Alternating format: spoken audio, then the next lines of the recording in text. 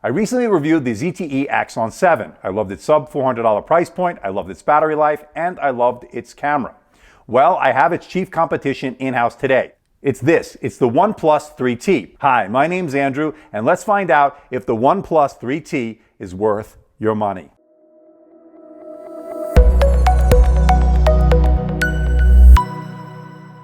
OnePlus hit a home run when it released the $400 OnePlus 3 earlier this year to much fanfare and great reviews.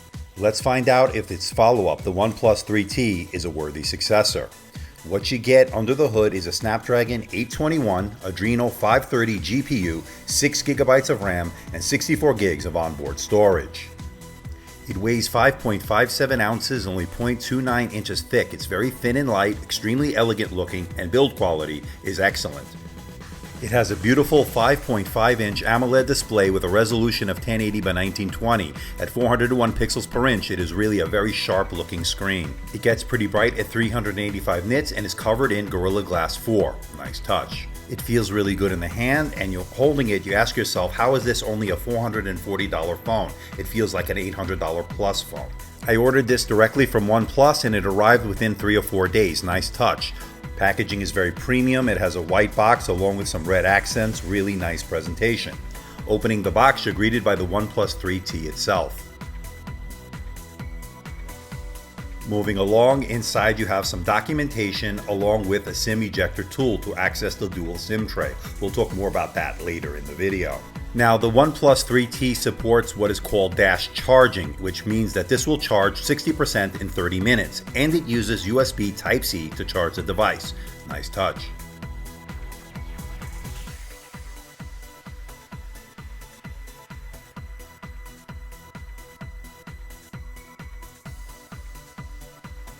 On the bottom, you have your 3.5mm headphone jack. And you also have your USB Type-C. This is where you'll charge your device. But unlike the ZTE Axon 7, this doesn't have stereo speakers. It has a mono speaker, and we'll talk more about the sound later in this video.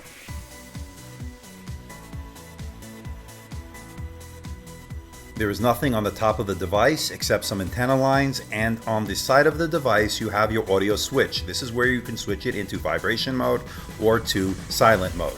And you have your volume rocker up and down. Moving along to the other side, you have your power button and you have your dual SIM tray. Now, this doesn't have a micro SD card slot, so there is no storage expansion, but it does have dual SIMs, both Nano-SIMs. Now, the home button is located on the bottom of the device, and it also doubles as a fingerprint sensor. It worked very well without any issues and registered my finger every time I used it. Although I do prefer to have it on the back like you get on the Axon 7.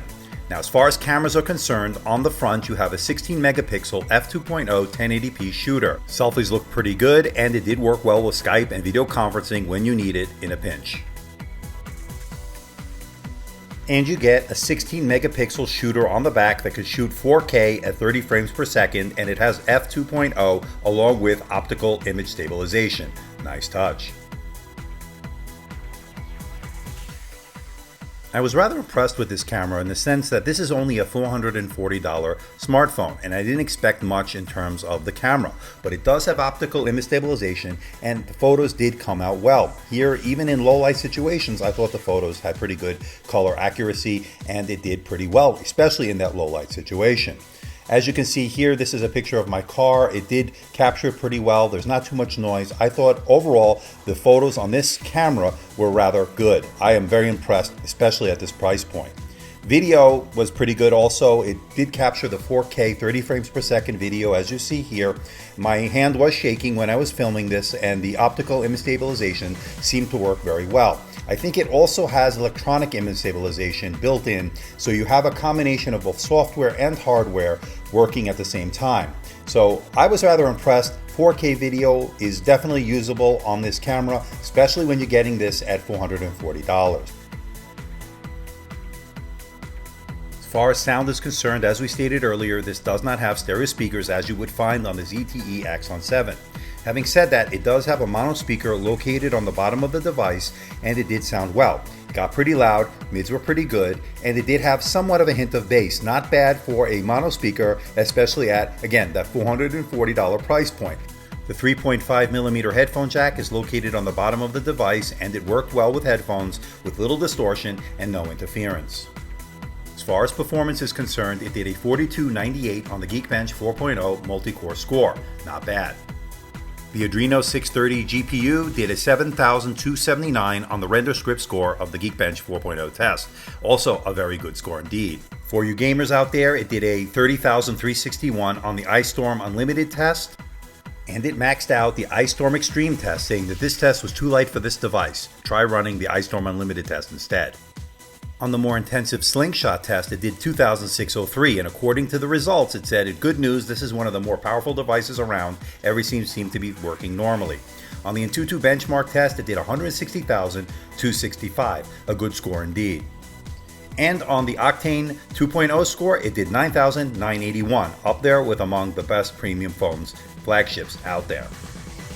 But the star of this show has to be its epic battery life. It has a 13% larger capacity battery than its predecessor, the OnePlus 3. It did extremely well on the AMDtech endurance test. On the video playback test, it did 16 hours and 3 minutes, a fantastic score indeed.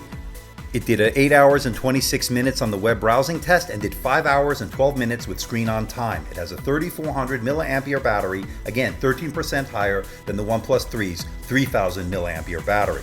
Unfortunately, there's no wireless charging due to its all-metal back, but it does have the dash charge, which will charge the device to 60% in about 30 minutes.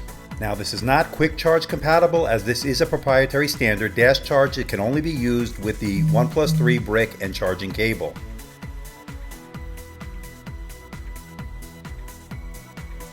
The OnePlus 3T runs Android 6.0.1 Marshmallow with the promise of Nougat Android 7.0 coming very soon. And it runs the Oxygen OS 3.53. I like the Oxygen OS. It has more of a stock Android feel rather than the heavier skins you find on, say, a Samsung or an LG or some of the other OEMs.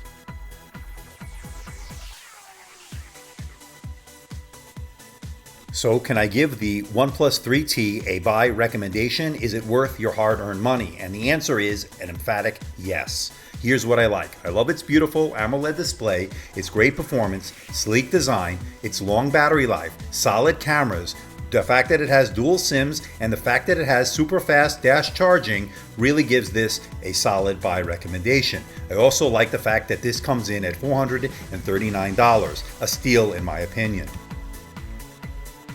But there are things I don't like about this device. First, I love its display, but I wish it was just a little bit brighter. At 385 nits, it was a little bit below the category average. And in the United States, you can't use this on Verizon or Sprint, only on AT&T, T-Mobile, and I was able to get it working on Project Fi without any issues. And I wish it had wireless charging, but I understand it has an all-aluminum back and that's not possible. But it does have dash charge, and it does charge really quick, again 60% in about 30 minutes, and it is an accurate figure, but I do wish it didn't use their proprietary dash charge. I wish it was compatible with quick charge, a more common standard. But with those few negatives aside, this has to be one of the best buys of 2016. It has everything you want in a premium flagship phone. Great performance, great build quality, good looks, and really great battery life, and a fantastic screen to top it all off, making this a tough choice if you're deciding between this and the ZTE Axon 7, its chief competition in the $400 arena. But if you're in the market for a premium smartphone with great looks, great screen, and great battery life with excellent performance, this may be your ticket. That's why I'm going to give it a 9 out of 10. So what do you think about the OnePlus 3T? Do you think it's a nice upgrade over the flagship that it released earlier this year, the OnePlus 3, its predecessor? Or are you considering getting its chief competition, the ZTE Axon 7? Check out my review that I did about a month ago and see how I liked it. I really do love that device. I love its screen and I love its front-facing speakers. Some of the best sounding speakers on any device, bar none. But I gotta say, I really do love this. This is something that I think really comes in at a nice price point. It's got a great performance with its Snapdragon 821. I love the fact that it has 6 gigabytes of RAM as opposed to 4. And I love the fact that it has such a nice look and premium build quality.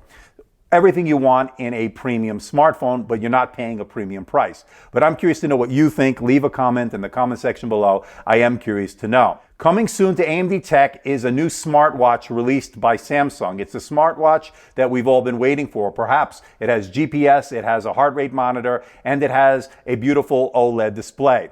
Yes, it's this. It's the Samsung Gear S Frontier, and it has the LTE built in from AT&T.